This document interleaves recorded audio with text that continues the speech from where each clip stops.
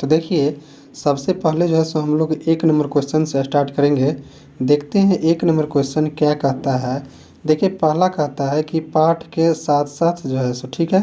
पहला कह रहा है कि देवनागरी लिपि के अक्षरों में स्थिरता कैसे आई? क्या कहता है कि देवनागरी लिपि के अक्षरों में स्थिरता कैसे आई? तो देखिए, यहाँ कह रहा है उत्तर में कि करीब 2 सदी पहले, क्या कहता है कि करीब 2 सदी पहले पहली बार, क्या कहता है, पहली बार इस लिपि के टाइप बने। क्या बने?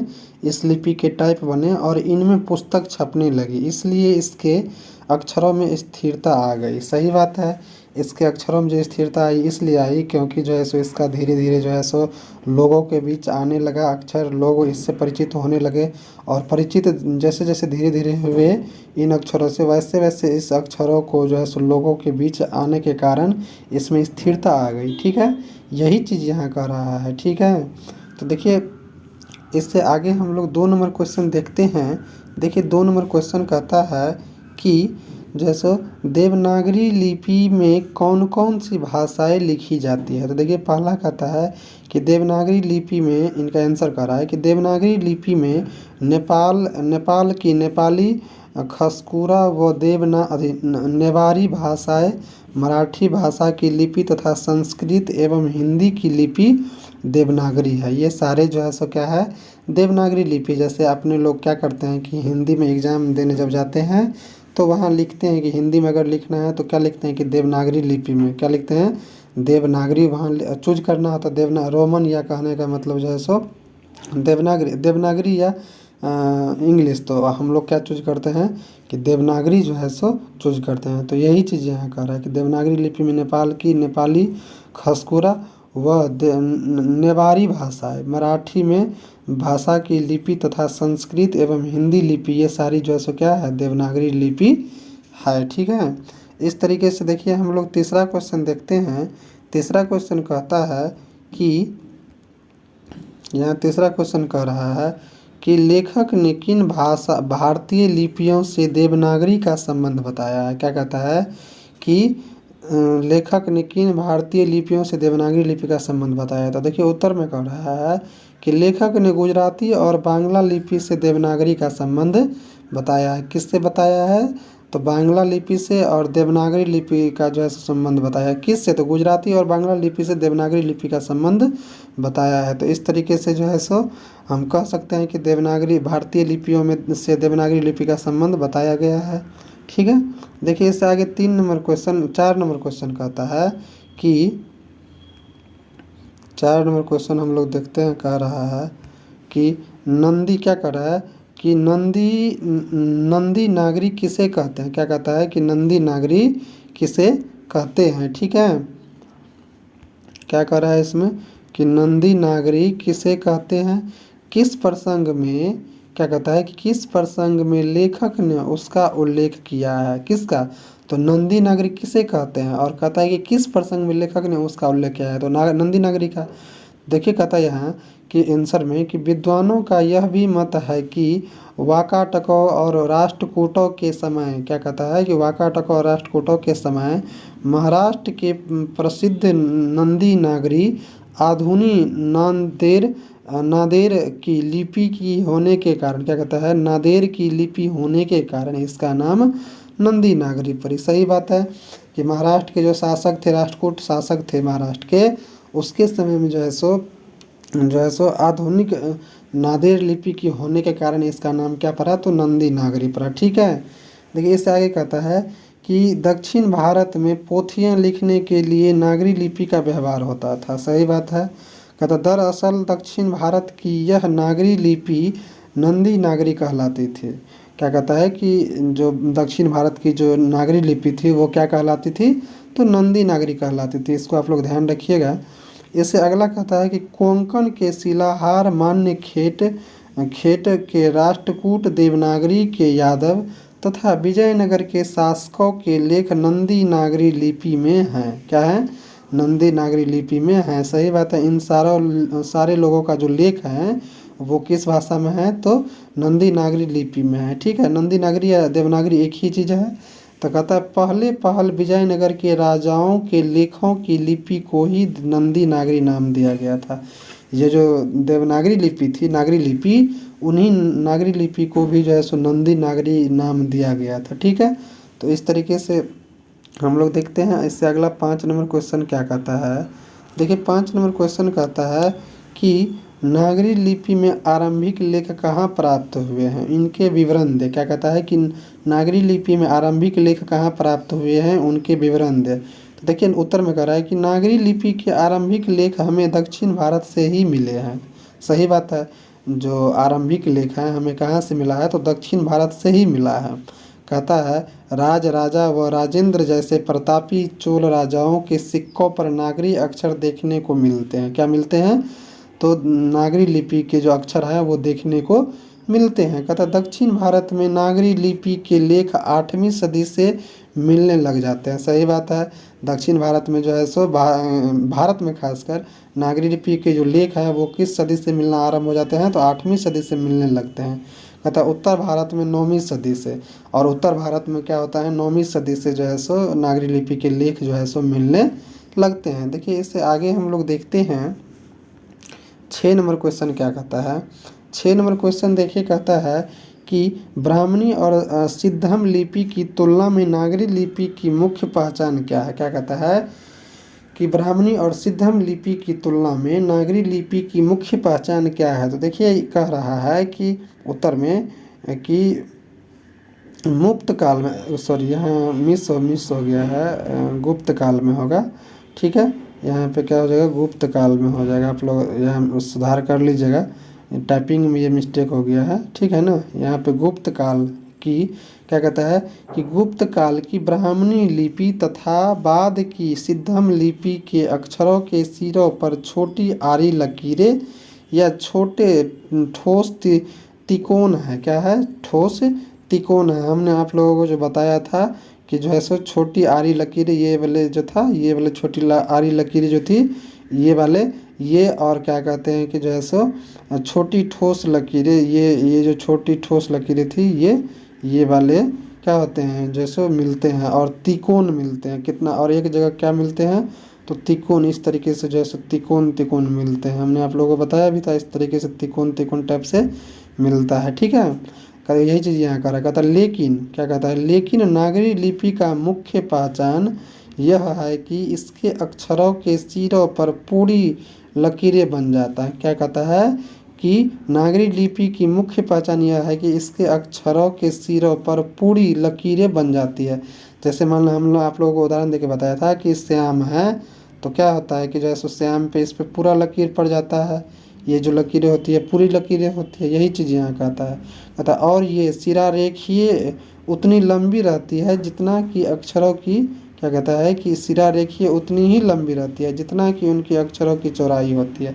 हमने आप लोग को बताया भी था, जैसे मान लीजिए श्याम है तो इसकी जैसे मान लीजिए लंबाई है, ये चौड़ाई है, तो चौड़ाई भी क्या होता है, इसी के समानुपात होता है, बराबर होता है, ना कि ज़्यादा ना कम होता है। जैसे मान लीजिए कि राम लिखे, तो ऐसा नहीं कि मान लीजिए यहाँ तक लिखना है तो लिख दिए यहाँ तक, ऐसा नहीं लिखते हैं हम लोग। जैसे राम लिखना है तो राम लिख करके क्या करते हैं, ऐसे जो है सो इसके बराबर में रखते हैं इसके शब्दों को या डैश को। ठीक है, तो यही चीज़ यहाँ कह रहा है कि इसकी चौड़ाई की जो चौड़ाई जो होती है वो क्या होता है, समान होता है। देखिए इससे आगे हम लोग 7वां नंबर क्वेश्चन देखते हैं। 7वां नंबर क्वेश्चन कहता है कि उत्तर भारत के किन शासकों के प्राचीन नागरी लेख प्राप्त होते हैं। तो देखिए कहता है उत्तर भारत के इस्लामी शासन की नींव डालने वाले महमूद गजनबी के लाहौर के टकसाल में ढाले गए चांदी के सिक्कों पर भी हम नागरी लिपि के शब्द देखते हैं। क्या करते हैं, देखते हैं या प्राप्त होता है। ठीक है, कहता है मोहम्मद गौरी, अलाउद्दीन खिलजी, शेर शाह, अकबर आदि शासकों ने भी अपने सिक्कों पर नागरी शब्द खुदवाए थे। क्या किए थे, जो है सो ये जो अलाउद्दीन जो खिलजी थे, शेर शाह, अकबर आदि जो शासक थे, उन्होंने भी जो है सो अपने सिक्कों पर क्या किए थे, नागरी शब्द को लिखवाए थे या खुदवाए थे। ठीक है, इस तरीके से देखिए 8वां नंबर क्वेश्चन कहता है कि नागरी को देवनागरी क्यों कहते हैं, लेखक इस संबंध में क्या बताता है। तो देखिए कहता है आंसर में कि पादताड़ितकम के नामक जो एक नाटक है, क्या नाम है, पादताड़िकम जो नाटक है, एक नाटक से जानकारी मिलती है। किससे? तो ये जो पादताड़ितकम जो नाटक है, इससे जो है सो क्या मिलता है, इसकी जानकारी मिलता है। किसकी? तो देवनागरी लिपि की। ठीक है। कहता है कि पाटलिपुत्र या पटना को नगर कहते थे। हम यह भी जानते हैं कि स्थापत्य की उत्तर भारत की एक विशेष शैली को नगर शैली कहते हैं। अतः नगर या नागरी शब्द उत्तर भारत के किसी बड़े नगर से संबंध रखता है। असंभव नहीं कि यह बड़ा नगर प्राचीन पटना ही हो। सही बात है कि जो है सो पटना नगर था, तो हो सकता है कि पटना नगर से, नगर होने के कारण जो है सो ये नागरी लिपि नाम रख दिया गया हो। ठीक है। कहता है कि चंद्रगुप्त द्वितीय विक्रमादित्य का व्यक्तिगत नाम देव था। क्या था? जो विक्रमादित्य द्वितीय जो था, या चंद्रगुप्त द्वितीय जो था, उसके जो शासनकाल में विक्रमादित्य जो था, विक्रमादित्य जो एक व्यक्ति था, उनका नाम क्या था? तो देव था। तो ये हो सकता है कि इस देव के कारण भी उसका जो है सो जो शैली थी, नागरी लिपि की जो शैली थी, उसको क्या नाम दिया गया होगा? तो देवनागरी दिया गया होगा। तो कहता है इसलिए इसलिए गुप्तों की राजधानी पटना को देवनगर भी कहा जाता है। क्या कहा जाता है? गुप्तों की राजधानी को, पटना को देवनगर भी कहा जाता है। कहा जाता होगा, होगा है नहीं, कहा जाता होगा। ठीक है। क्योंकि एग्जैक्ट प्रमाण तो मिलता नहीं है, इसलिए कहा जाता होगा है। ठीक है।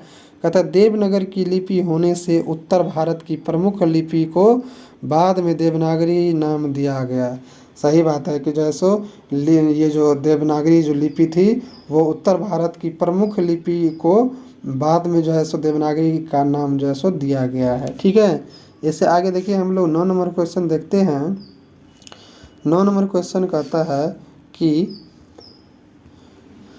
नागरी की उत्पत्ति के संबंध में लेखक का क्या कहना है? पटना से नागरी का क्या संबंध लेखक ने बताया है। क्या कहता है कि नागरी लिपि की उत्पत्ति के संबंध में लेखक का क्या कहना है? पटना से नागरी का क्या संबंध है, लेखक ने क्या बताया है, या लेखक ने बताया है, क्या बताया है। ठीक है। तो देखिए कहता है कि इतना ध्रुव सत्य है कि नागरी शब्द किसी नगर अर्थात बड़े शहर से संबंधित है। क्या है? बड़े शहर से संबंधित है। सही बात है। कहता है कि पादतादित्यकम जो नाटक था, नाम था पादतादित्यकम नामक जो एक नाटक था, उससे जो है सो जानकारी मिलती है कि पाटलिपुत्र अर्थात पटना को नगर नाम से पुकारते थे। अतः हम यह भी जानते हैं कि स्थापत्य की उत्तर भारत की एक विशेष शैली को नागर शैली कहते हैं। सही बात है। कहता है अतः नागर या नागरी शब्द उत्तर भारत के किसी बड़े नगर से संबंध रखता है। क्या रखता है? किसी बड़े शहर नगर से जो है सो इनका संबंध रखता है। ठीक है। कहता है कि विद्वानों के अनुसार उत्तर भारत का यह बड़ा नगर निश्चित रूप से पटना ही होगा। क्या होगा? पटना ही होगा। चंद्रगुप्त द्वितीय विक्रमादित्य का व्यक्तित्व नाम देव था। क्या था? व्यक्तित्व जो है व्यक्तिगत नाम जो है सो क्या था इनका? देव था। विक्रमादित्य का जो व्यक्तिगत नाम था वो क्या था? देव था। इसलिए गुप्तों की राजधानी पटना को देवनगर भी कहा जाता था। क्या कहा जाता था? देवनगर भी कहा जाता था। कहता है कि देवनगर की लिपि होने से उत्तर भारत की प्रमुख लिपि बाद में देवनागरी नाम दिया गया था। क्या दिया गया था? देवनागरी नाम दिया गया था। ठीक है। तो इस तरीके से जो है सो 9 नंबर क्वेश्चन हम लोगों ने देखे। देखिए इससे आगे हम लोग 10 नंबर क्वेश्चन देखते हैं। 10 नंबर क्वेश्चन कहता है कि नागरी लिपि कब तक सार्वदेशिक लिपि थी। क्या कहता है कि नागरी लिपि जो थी वह कब तक सार्वदेशिक लिपि थी? तो कहता है कि ईसा की 8वीं से 11वीं सदियों में हम नागरी लिपि को पूरे देश में व्याप्त देखते हैं। क्या देखते हैं? ईसा की 8वीं से 11वीं सदियों में हम लोग जो है सो नागरी लिपि को पूरे देश में व्याप्त देखते हैं। कहता है उस समय यह एक सार्वदेशिक लिपि थी। 8वीं से 11वीं सदी के बीच में जो है सो हमारी जो देवनागरी लिपि थी वो क्या हो चुकी थी? तो एक सार्वदेशिक लिपि हो चुकी थी। ठीक है। यही चीज़ यहाँ कह रहा है। देखिए इससे आगे हम लोग देखते हैं। 11 नंबर क्वेश्चन कहता है कि नागरी लिपि के, क्या कहता है, नागरी लिपि के साथ साथ किसका जन्म होता है? इस संबंध में लेखक क्या जानकारी देता है। तो देखिए कहता है कि नागरी लिपि के साथ साथ अनेक प्रादेशिक भाषाएं भी जन्म लेती है। सही बात है। जैसे कहने का मतलब हिंदी, मैथिली, मगही, उस तरीके से अंगिका, भोजपुरी और भी कहने का मतलब बहुत सारी भाषाएं हैं जो क्या होती है तो इनसे जन्म लेती है। कहता है कि 8वीं 9वीं सदी से आरंभिक हिंदी साहित्य मिलने लग जाता है। क्या कहता है कि 8वीं 9वीं सदी से आरंभिक हिंदी साहित्य मिलने लग जाते हैं। कहता है इसी काल में भारतीय आर्य भाषा, आर्य मतलब जो देवताओं के भाषा थे, कहता है कि आर्य परिवार की आधुनिक भाषाएं मराठी, बांग्ला आदि जन्म ले रही है। यानी ये सारी भाषाएं जो है सो देवनागरी लिपि से ही धीरे धीरे क्या कर रही है तो इकल रही है। ठीक है, मराठी, बांग्ला आदि जन्म ले रही है, इसका कहने का अर्थ ये है। ठीक है, तो इस तरीके से इससे आगे हम लोग देखते हैं 12 नंबर जो क्वेश्चन कह रहा है। 12 नंबर क्वेश्चन कह रहा है गुज्जर प्रतिहार कौन थे। तो देखिए कहता है कि अनेक विद्वानों का मत है कि ये गुज्जर प्रतिहार बाहर से भारत आए थे, विदेशी शासक थे। सही बात है, जो विदेशी आक्रमणकारी थे, विदेशी शासन जो करने वाले थे शासक वो थे, इसलिए यहाँ कहा गया है कि गुज्जर प्रतिहार बाहर से भारत आए थे। कहता है कि ईसा की 8वीं सदी की पूर्वार्ध में अवंती प्रदेश में इन्होंने अपना शासन खड़ा किया। क्या किया, अवंती प्रदेश जो थे उसमें जो है सो इन्होंने अपना शासन खड़ा किया और बाद में कन्नौज पर भी अधिकार कर लिया। क्या कर लिया, कन्नौज पर भी जो उन्होंने जो है सो अधिकार कर लिया था। कहता है मिहिर भोज, महेंद्र पाल आदि प्रख्यात प्रतिहार शासक हुए। प्रतिहार जो शासक थे इनके जो जाने के बाद प्रतिहार के जो होता है ना कि मान लीजिए कि जो मेन राजा हुआ वो मर गया तो उनके अब अनुयायी या उनके जो कार्य को संभालने वाले लोग होते हैं तो उन्हीं के शासक के अंतर्गत आते हैं। तो वही जो है सो गुर्जर प्रतिहार के जो शासक थे महेंद्र पाल प्रख्यात प्रतिहार शासक हुए। कौन हुए, मिहिर भोज, महेंद्र पाल, ये सब जो है सो किन के गुर्जर प्रतिहार के प्रमुख शासक थे। ठीक है, कहता है मिहिर भोज 1840 से 1881 ईस्वी की ग्वालियर प्रशस्ति नागरी लिपि संस्कृत भाषा में है। देखिए मिहिर भोज का जो ताम्रपत्र मिलता है या कुछ प्रमाण मिलता है वो सारे के सारे जो है सो 1840 से 1881 के बीच जो है सो ग्वालियर प्रशस्ति में पत्र में जो है सो क्या होता है तो नागरी लिपि में या संस्कृत भाषा में मिलते हैं। किस में मिलते हैं, नागरी लिपि के संस्कृत भाषा में मिलते हैं। ठीक है, देखिए इससे आगे हम लोग 13 नंबर क्वेश्चन देखते हैं। 13 नंबर क्वेश्चन कहता है कि निबंध के आधार पर कालक्रम से नागरी लेखों से संबंधित प्रमाण प्रस्तुत करें। कहता है कि निबंध के आधार पर कालक्रम से नागरी लाखों से संबंधित प्रमाण इस प्रकार मिलते हैं। 11वीं सदी में गजेंद्र जैसे प्रतापी चेर या चोर राजा हो गए हैं। ठीक है, चेर राजाओं के सिक्कों पर नागर अक्षर देखने को मिलते हैं। क्या मिलते हैं, नागर अक्षर देखने को मिलते हैं। कहता है कि 12वीं सदी के केरल के शासक के सिक्कों पर वीर केरलस्य जैसे शब्द मिलते हैं। सही बात है, लिपि में अंकित है। कहता है दक्षिण से प्राप्त वरगुण का पलियम ताम्रपत्र भी नागरी लिपि में मिलते हैं। सही बात है, वरगुण जो शासक थे उनका जो पालियम ताम्रपत्र था वो भी जो है सो नागरी लिपि में ही मिलता है। जो कौन सी सदी से प्राप्त होता है तो 9वीं सदी में जो है सो देखने को मिलता है। ठीक है, कहता है कि 1000 ईस्वी के आसपास मालवा नगर में नागर लिपि का इस्तेमाल होता है। नागर जो एक नगर था मालवा प्रदेश का, और वो नागर नगर में भी जो है सो नागर लिपि का या नागरी लिपि का जो है सो इस्तेमाल होता है। ठीक है, देखिए इससे आगे कहता है कि विक्रमादित्य के समय पटना में देवनागरी का प्रयोग मिलता है। विक्रमादित्य जो शासक थे उनके समय में भी जो पटना के शासक थे उनके समय में भी देवनागरी लिपि का प्रयोग मिलता है। कहता है ईसा की 8वीं से 11वीं सदियों में, देखिए इसे आगे हम लोग देखते हैं,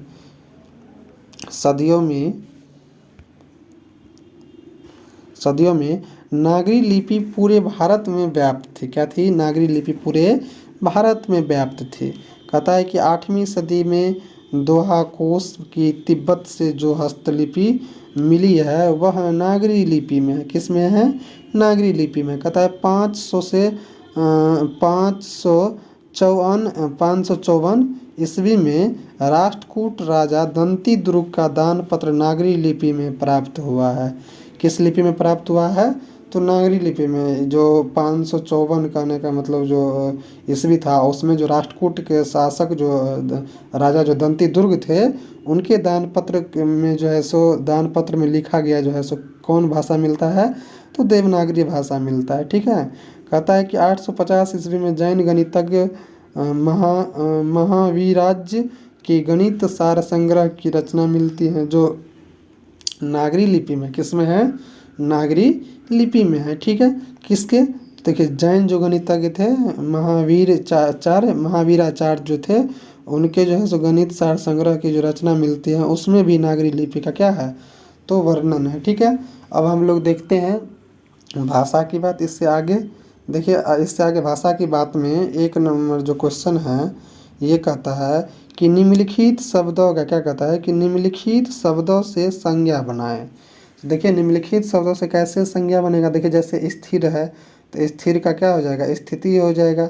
तो इस तरीके से देखिए, जैसे अतिरिक्त है तो अतिरिक्त से अतिरिक्तता हो जाएगा, क्या हो जाएगा, अतिरिक्तता हो जाएगा। क्या करा है कि निम्नलिखित शब्दों से संज्ञा बने, तो संज्ञा बनाना है तो संज्ञा बन गया।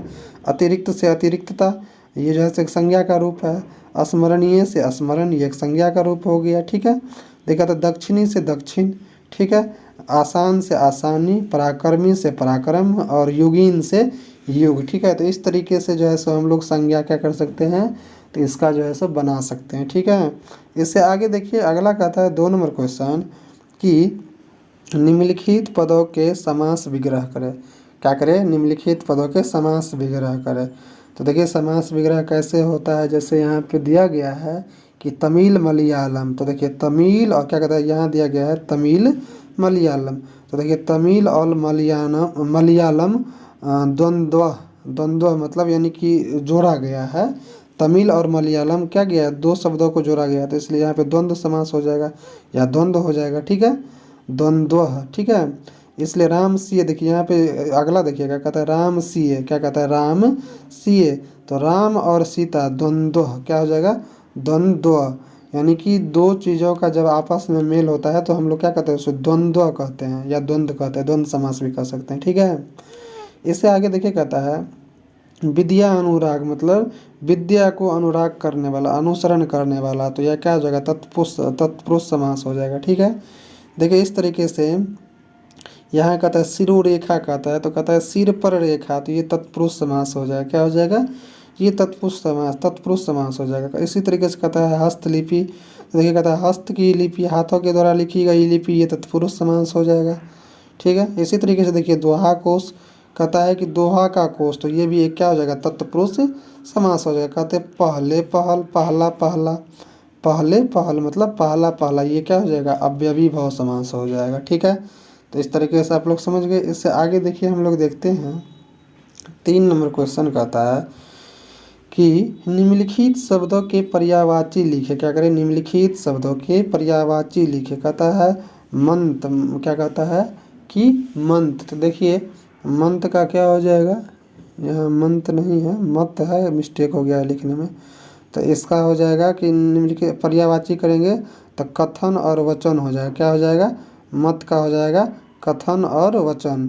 ठीक है। इसी तरीके से देखिए कहता है सार्वदेशिक का जो है सो पूरे देश की या संपूर्ण राष्ट्र की, सार्वदेशिक मतलब सभी देशों की या पूरे देशों की, तो इस तरीके से इसका जो है सो पर्यायवाची क्या हो गया, तो पूरे देश की या संपूर्ण राष्ट्र की। ठीक है। इसी तरीके से देखिए इसका कहता है अनुकरण का, कहता है कि अनुकरण का हो जाएगा पर्यायवाची शब्द अनुगमन या नकल। क्या कहता है, अनुकरण करना, कहता है ना कि इसके बातों का अनुकरण करता है, इनके बातों को मानता है, तो मानने का मतलब हुआ सीखना, नकल करना। तो यही चीज़ यहाँ करा है कि इसका हो जाएगा अनुकरण का अनुगमन या नकल करना। ठीक है। देखिए व्यवहार का हो जाएगा, कहता है आचार या संबंध। व्यवहार मतलब होता है व्यवहार, और आचार मतलब भी क्या होता है, इनका व्यवहार ठीक नहीं है, क्या कहते हैं, आचार व्यवहार ठीक नहीं है, तो इसका पर्यायवाची क्या हो जाएगा, आचार हो जाएगा या संबंध हो जाएगा। ठीक है। इसी तरीके से शासक का हो जाएगा राजा या बादशाह हो जाएगा। क्या हो जाएगा, पर्यायवाची शब्द राजा या बादशाह हो जाएगा। तो इस तरीके से देखिए, इससे आगे हम लोग देखते हैं 4 नंबर क्वेश्चन क्या कहता है कि 4 नंबर क्वेश्चन कहता है कि निम्नलिखित भिन्नार्थक शब्द के अर्थ स्पष्ट करें। जैसे देखिए प्रत्न का हो जाएगा पुरातन हो जाएगा। कहता है ना प्रत्न, प्रत्न मतलब यानी कहने का मतलब ये एक जो है ना अटपटांग शब्द दिया रहता है, इससे आपको क्या करना रहता है, तो एक शब्द जो है सो स्पष्ट शब्द को निर्माण करना रहता है, ठीक है। तो यही चीज़ यहाँ कर रहा है। प्रत्न मतलब हो जाएगा प्रयास, नहीं प्रयास नहीं होगा यहाँ। प्रत्न एक शब्द है जिससे क्या बन जाएगा, इसका भिन्न जो अर्थ बनेगा वो स्पष्ट अर्थ क्या बनेगा, तो पुराना बनेगा, ठीक है।